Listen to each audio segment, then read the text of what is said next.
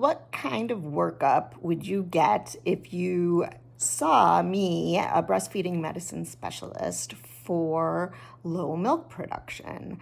So this is a good question because I think a lot of the time people aren't quite sure what breastfeeding medicine docs do and what we can do for something in particular that other lactation supporters might not be able to do. So the workup for low production would start with a history, so a medical history. That would help me to figure out whether or not there are any specific risk factors that you have for low milk production.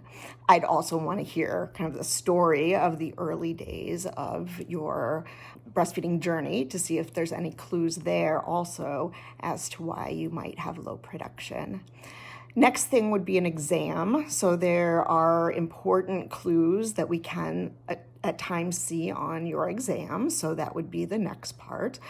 And then lab workup is often a part of the evaluation as well. I never do labs automatically if somebody doesn't want to have them done for some reason. And sometimes they're not going to be super helpful depending on the situation.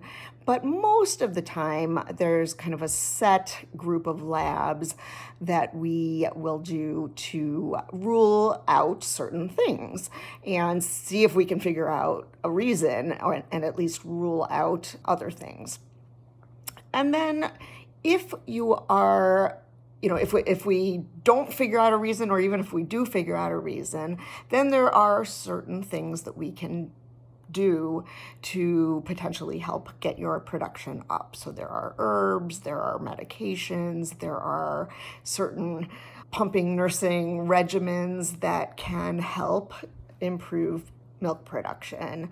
They're a lot of work, but those options can be discussed, and kind of in light of your history and your labs and your exam and all of the things that we've learned from all of those things, we can we can talk through what the options are, and you can make an informed decision about how you want to move forward.